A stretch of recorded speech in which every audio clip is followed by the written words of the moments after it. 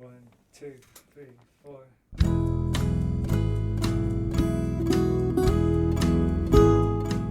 Hello, you're listening to the SKYLIT Books podcast series.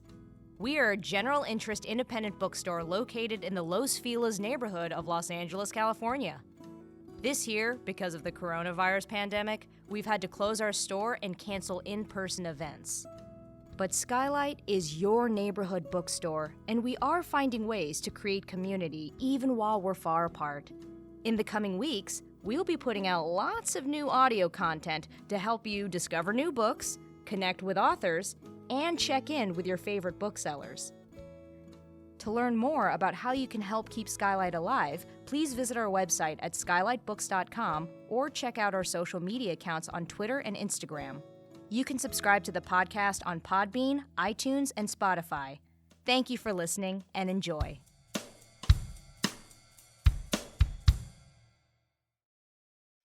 Hello, lovely listeners, and welcome back to SKYLIT. This is the SKYLIT Books podcast, where we bring you conversations with authors in these socially distanced times. I'm really looking forward to today's conversation. I think it's so extremely relevant and on point, and something we all need to be talking about as Americans. This book is called Let's Talk About Your Wall, and our guests today are Carmen Boullosa and Juan Villoro. I'm going to go ahead and introduce them in just a moment, but I wanted to say a few words about SKYLIT first. So if you don't know me, my name is Maddie Gobo. I'm the events manager here at SKYLIT Books. Right now, we are open for in-store shopping. We've just expanded our opening hours. So we're open on weekdays from 11 a.m. to 7 p.m. And then weekends, we're open 10 a.m. to 8 p.m. So we just expanded our hours to hopefully serve you for this wacky holiday season. You're welcome to shop in store if you wear a mask. We also are happy to offer curbside pickup, those same hours every day. And we also do shipping all over the country. You can shop on our website at skylitbooks.com. All right, so we're going to talk about The Wall today. Let's talk about Your Wall is an anthology of Mexican perspectives on President Trump's border wall, curated by novelist Carmen Boullosa and Literalia editor-in-chief Alberto Quintero. This also covers the history of U.S.-Mexico relations and the nature of citizenship and sovereignty in this wide-ranging and eye-opening anthology. Carmen Boullosa is a Mexican novelist, poet, and playwright. She is the author of 18 novels, most recently The Book of Anna, out from Coffee House Press, 2 books of essays, 17 collections of poetry, and 10 plays. Since the 70s, Carmen Boullosa has created and printed artist books, frequently in collaboration with Magali Lara and other Mexican artists. Recipient of the prizes Casa de América de Poesía Americana in Madrid, Xavier Villarrutia in Mexico, Anna Segers and Lee Baratur in Germany, and Novela Café Gijón and Rosalia de Castro in Spain. She has won 5 New York Emmys for the show Nueva York at CUNY TV and has been a Guggenheim and Coleman Center Fellow. And joining Carmen today is Juan Villoro.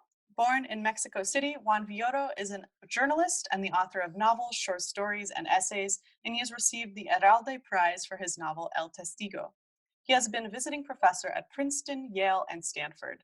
Some of his works can be found in English: the novel The Reef, the short story collection The Guilty, and the nonfiction book on soccer, God is Round.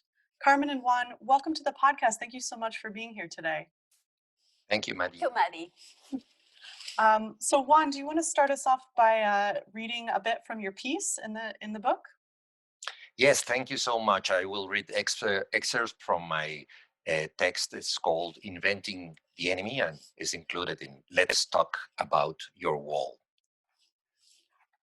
Italian novelist Privi wrote, "Our neighbors, that is, our enemies."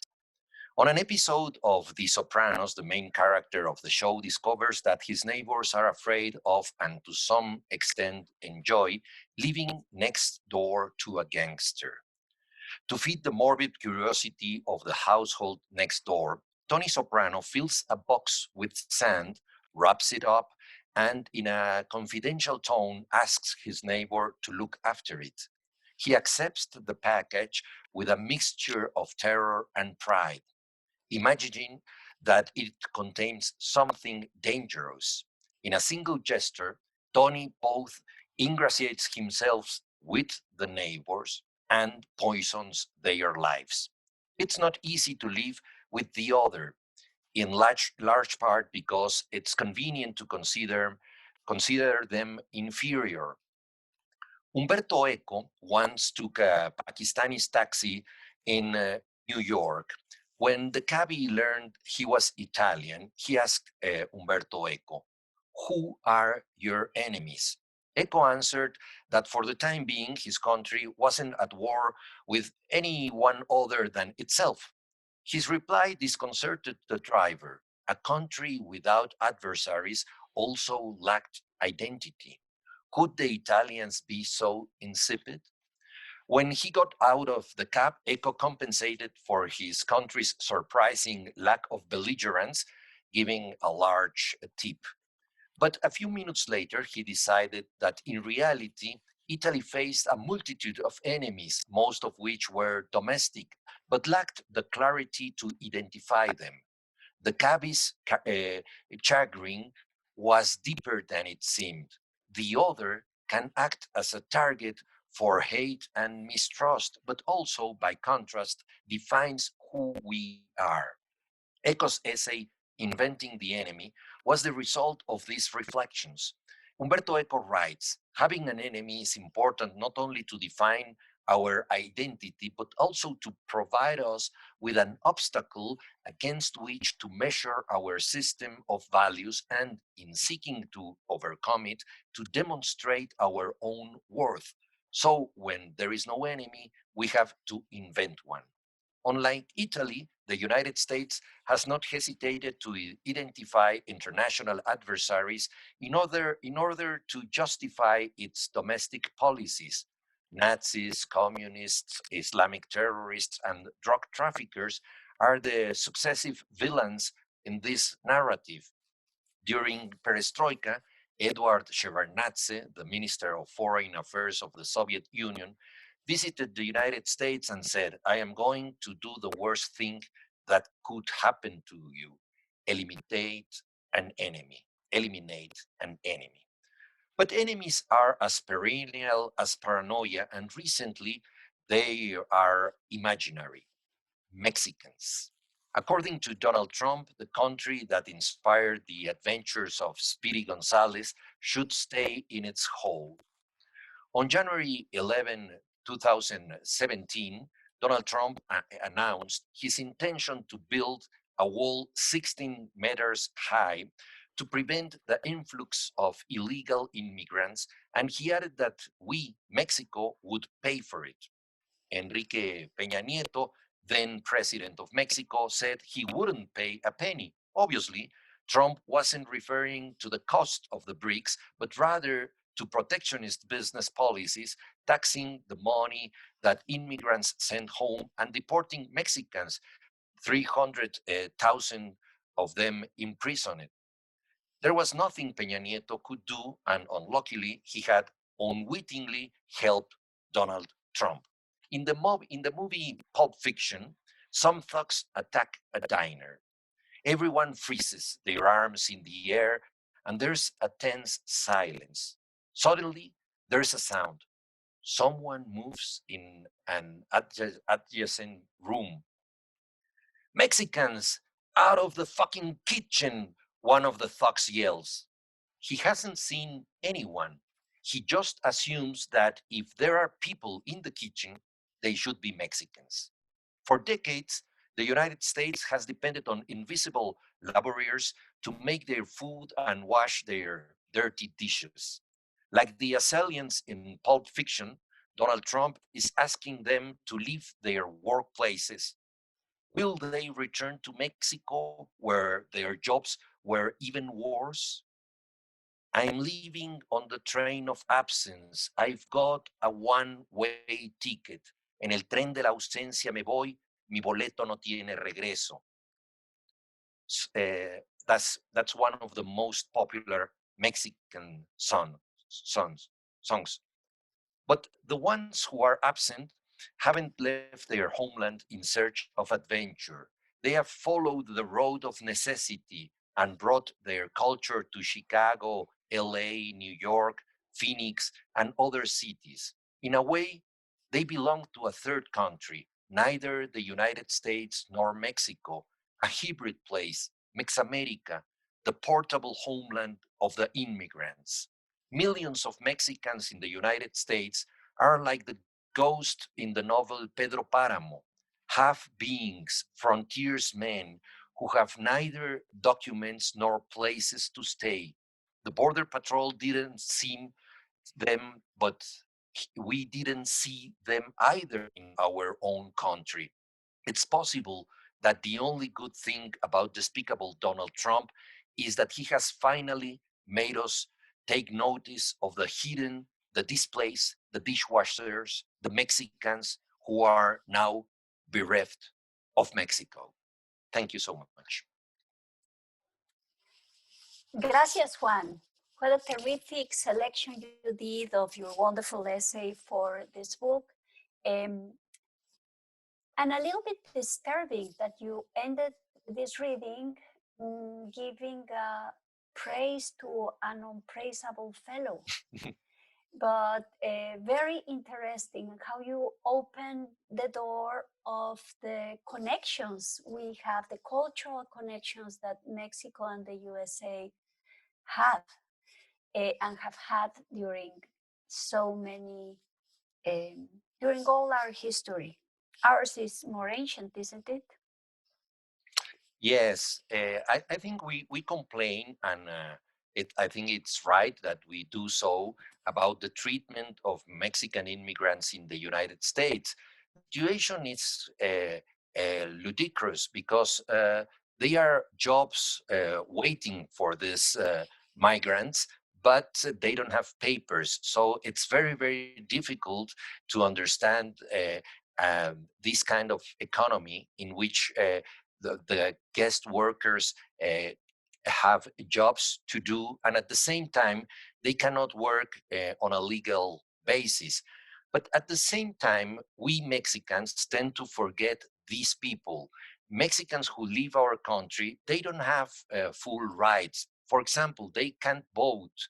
It's impossible for them to fulfill a citizenship or the tasks that you will consider are the proper tasks of anybody having a citizenship, either in Mexico nor in the United States. So they are illegal aliens in the States, but at the same time, they are the forgotten ones of Mexico. So I think it is a paradox that when Donald Trump started to speak in such a discriminatory way about Mexicans, for the first time, there was a common conscience in our country that these people should belong to us and that they deserve a human treatment.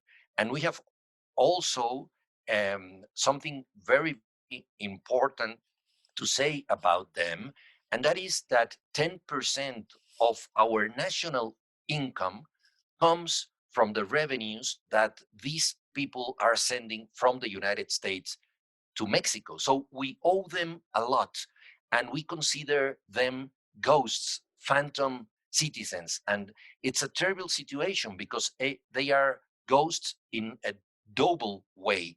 They are ghosts as illegal aliens in the United States, and also as people who left their country and they don't have rights here whatsoever. So this is a terrible situation, and you were addressing also our ancient history, but I think that sometimes we Mexicans are better remembering the mythologies from the past and being very proud of our uh, very large historical legacy than regarding the people at the present. For example, as you know, Carmen, we are extremely proud about the Indian communities the people of the origin in Mexico, to the extent that they left us these wonderful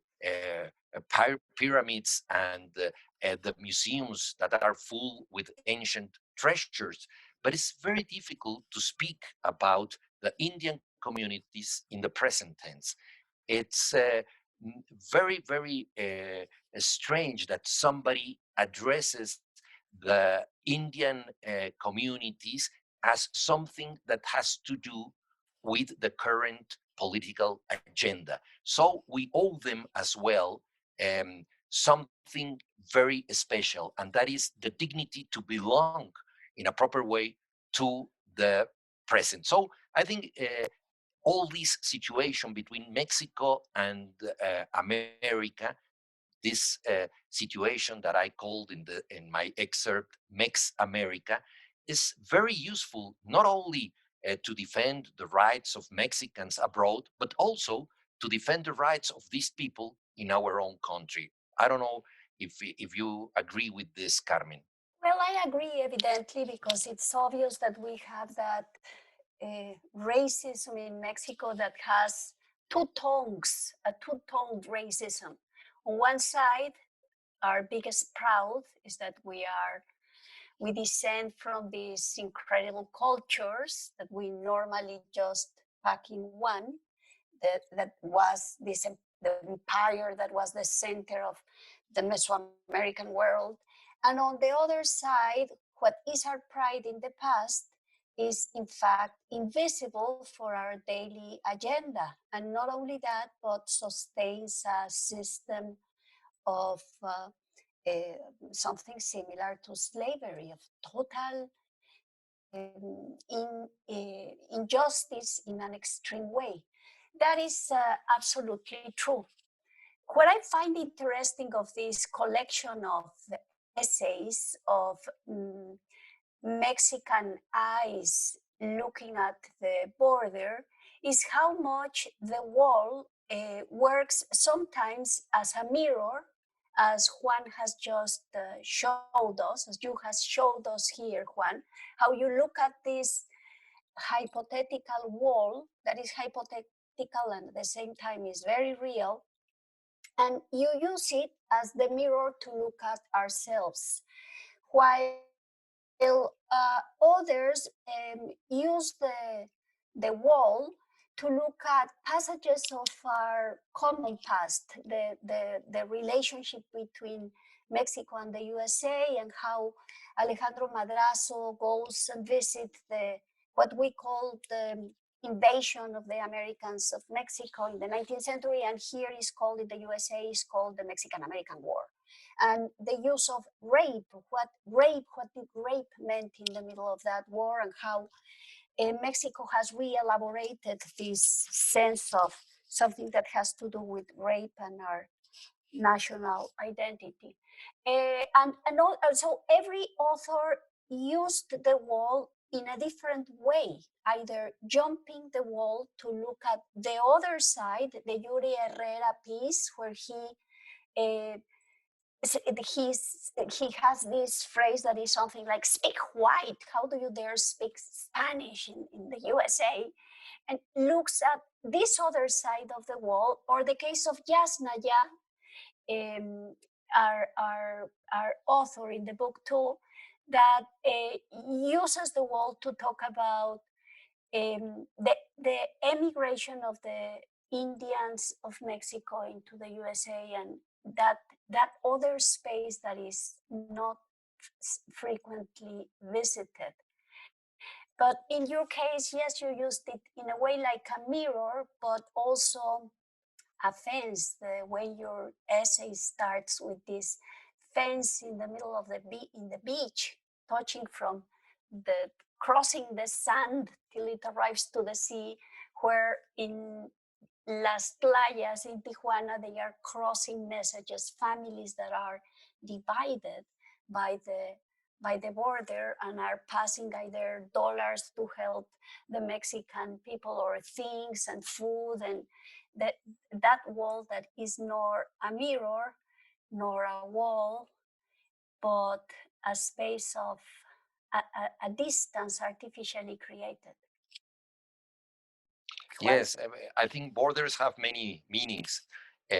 Borders can be an injury, and this scene in Tijuana is quite moving. No, when you go there and you see families separated by the wall, people who are on the other side of the wall, bringing dollars to their relatives in Mexico, or they are sharing beers and sandwiches through the small holes in the wall. So it's a kind of festivity, but separated by a wall. And in this case, the wall is this kind of scar or injury that separated not only two countries, but separates families, and it's one of the most dreadful aspects of a border. But as you were aptly saying, a wall can also be a kind of mirror because it separates you from reality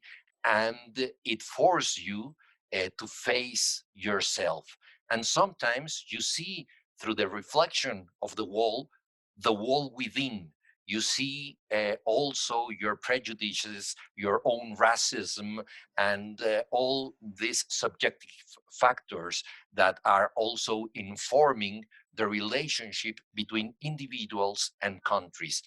And I also remember this oracular legend that some rear view mirrors have that says objects in mirror are closer than they appear.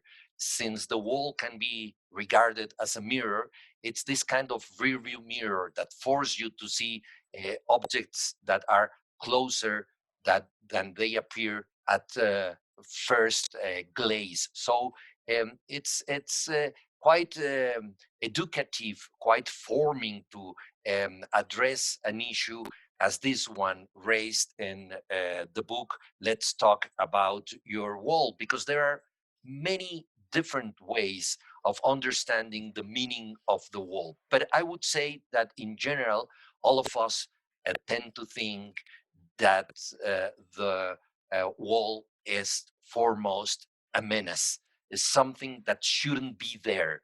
So it's an obstacle to our destiny. It's an obstacle to both our countries because we have a huge relationship, and there are many American writers who have lived in Mexico. And I remember, for example, On the Road, the wonderful novel by Jack Kerouac and Allen Ginsberg and William Burroughs, and not only the beat writers, but many others have been to Mexico, and this country has been extremely stimulating for their literature. And I remember at the um, in the 60s, there was this motto, God is alive and well in Mexico City. So a lot of dropouts from the American system and people who wouldn't go to the Vietnam War were looking for refuge in Mexico. So Mexico has been also a refuge for the outcasts of the American dream. And America has also had a strong influence in our literature.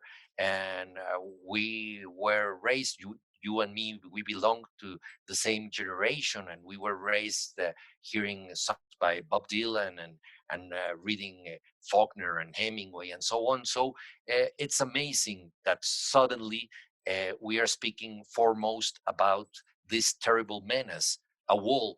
And I think we are doing it because it's something that shouldn't exist. Something that shouldn't exist, and something also that makes present or makes visible to all of us, not only what you pointed, Juan, but also the enormous distance that exists between Mexico and the USA. Because you have talked of the spaces of nourishing one and another, the Americans from Mexico, Mexico from the USA too. But at the same time, even though we are border in common. We are neighbors. We are, in fact, as has been written many times, very distant neighbors. And since that Mexico, as seen, let's say, from New York, where I'm now at, is so far away, seeing, meaning, and it's not true because we aren't that far away. We are right there.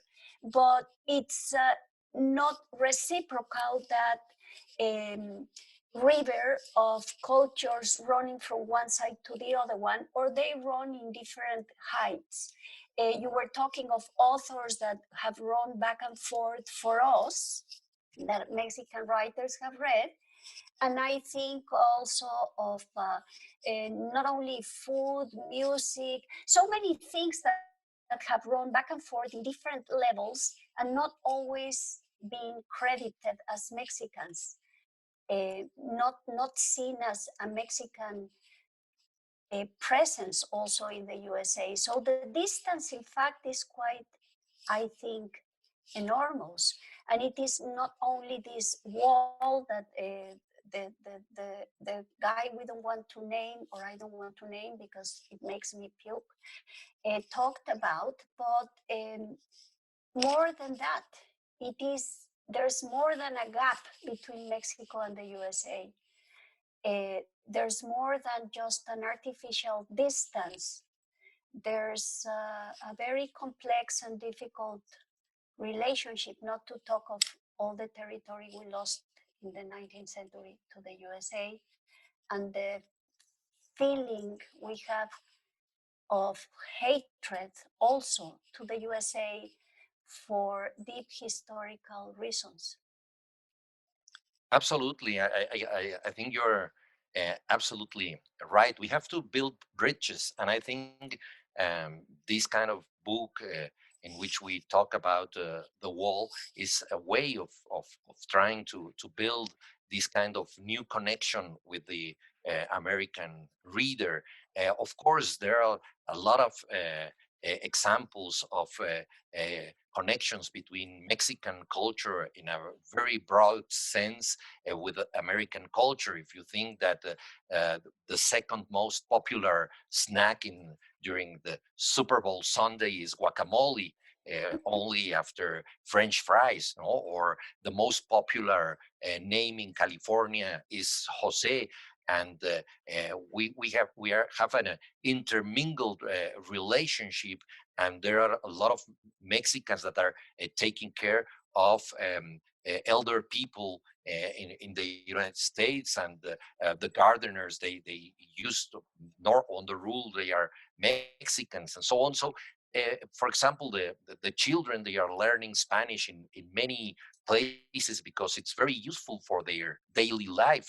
And since you are living in New York, you know that you can use Spanish not only in Queens but all over New York. But that's not enough. I mean, something that belongs more to the accidental flow of communication, but not to the mutual understanding of ourselves. So we have to foster other kind of relationship, and we have to build different bridges at different altitudes and different levels. So we need academic bridges, and we need literary ones, and we need cultural ones, and we need legal ones for Yes, legal ones and vertical ones, because we cannot also only relate through a horizontal division, the artificial frontier or the created frontier or the created or non-created wall, but also the cultural and historical rivers that have crossed and cross from the north to the south, in sometimes in very painful ways and uneven ways, and some of the time not. I think of the Mexican artists that contributed so much to the New Yorker culture that are not frequently named. Just now, the Whitney Museum finally has this exhibition on how influential were our Mexican muralists and artists in the New Yorker art scene. But it's not something frequently said. It's not like people say Pollock and immediately say, oh, well, he was influenced by Siqueiros, the Mexican artist. Or we think of the Harlem Renaissance is not the instant reaction to say, oh, who brought the Harlem Renaissance to the cover of Harper's magazine and who did all these cartoons in the New Yorker. And it's not frequent to remember Miguel Covarrubias, the Mexican artist. It is talking about the different rivers, to say so. I think your idea is much more fortunate than mine, but it's less economic to think of bridges than to think of rivers, because to make bridges is, I think, kind of expensive, and you skip a lot of parts in a bridge. While if you do rivers, cultural rivers, then you don't erase part of our of this land. You go up and down, and there's so much music. Or when I was writing my novel Texas, for me it was so astonishing to see how fluid had been the Mexican culture during colonial times and post-colonial times, independence times, into the south of the USA. How fluid it had been, and how much it had run up, not only looking for a job. No. They ran up carrying music and carrying culture and carrying customs and carrying wisdoms of several kinds, and it continues happening. It is a cultural contributions of many sorts that run, in fact, back and forth. And the really barbarian idea of placing a wall to divide, as if fear is the word. You used a very precise word, and you say it brings fear into the Mexican eyes, but it brings fear into the American eyes too. And fear is the less we want, no? Juan? I think your metaphor is better than mine, Carmen, because I prefer also the river to the bridge. It's not common that a Mexican thinks immediately about rivers, because there is lack of water in Mexico. So our metaphors have also to do with our landscape, and it's more common to imagine a bridge, but it's better to imagine this kind of fluid communication between Mexico and the United States. And you were talking about the many influences from Mexican culture in the American culture. And I remember one of your wonderful novels, Texas, and there you survey all the cowboy culture that was to a great extent a Mexican invention. So all the outfits, the regalia, the songs, and many things that we associate nowadays with cowboys, they have a Mexican background. So there are many things to investigate, but I go back to the present. I mean, the most important thing is now to find some solutions for the present. Before September 11, there was this Mexican project to legalize all the Mexican workers in the United States. The project had a funny name, the whole enchilada. Of course, after September 11, it was impossible to speak about the legalization of immigrants and so on. And this project was, let's say, forgotten illusion. But I think that's the main issue we have to raise. There are a lot of Mexicans who are suffering on a daily basis in the United States with no rights, and they belong to the present, but they are bringing a very strong and stimulating tradition. identities are never pure. They are a mixture of things. So but sometimes we are proud to belong to a community, and rightly so. But you can only belong to a community if you are informed with many influences that come from far away. That's the mystery of identities. And we all share this kind of multicultural pool. So Luckily, Juan. I'm looking forward. Luckily, Juan. Eh, Luckily, yes, because luckily, because imagine what that purity thing really would mean. It would mean that there wouldn't have been any commerce between different communities, never learning from the others, just keeping each one its own little hammer and little stone. What makes us in reality be humans is this avidity to see what's there with the others. So yes, you describe it more clearly than I do. You are totally right, and you were about to say something that I interrupted you as I normally do. May I say a little no, parenthesis? It's so strange to be talking to you in English and in black, because we have had so many conversations during many years. I mean, I met you when you were a teenager. I'm a little bit older than you, and you were a kid already working as an editor, creating. You wanted to do a wall newspaper for the workers. You remember very well, and you yes. were, I guess, 16 years old, I imagine. And all through the years, we have talked so many times, but it's the very first time of our lives that we speak to each other in English. But here we are proposing to create a river. I think it's a wonderful adventure. And as you were saying, the uh, best things about identities is the mixture. So I think this river should be a river of a lot of different waters.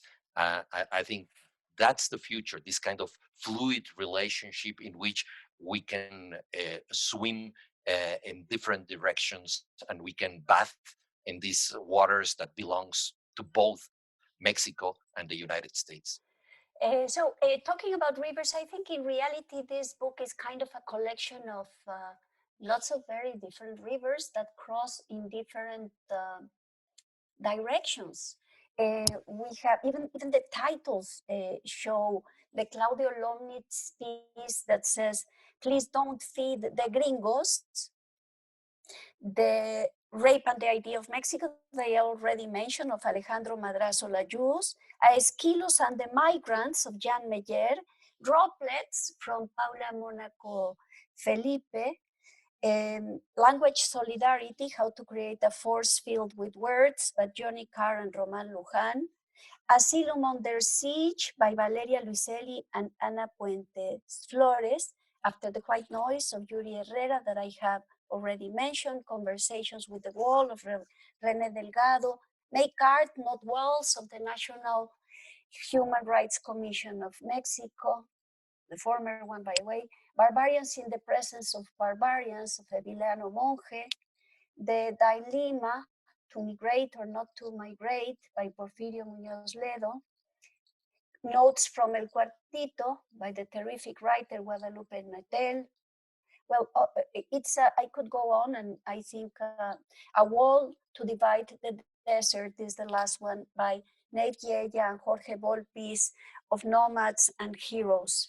So it is a collection with so different voices that if you want to have a sip of how rich is Mexico culturally speaking, maybe this book is a way to approach and sip yourself in these different rivers. Well, I thank you for inviting me to the collection, Carmen, and I invite everybody to share these wonderful stories about the wall. Thank you, Juan, for collaborating. You're a star, really a star. And it is a privilege to be in the middle of all these rivers and seeing them pass.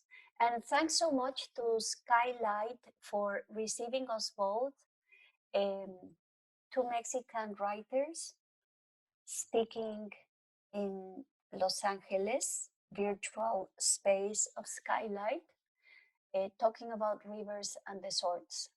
Thank you so much. Thank you both. What a pleasure to listen to you.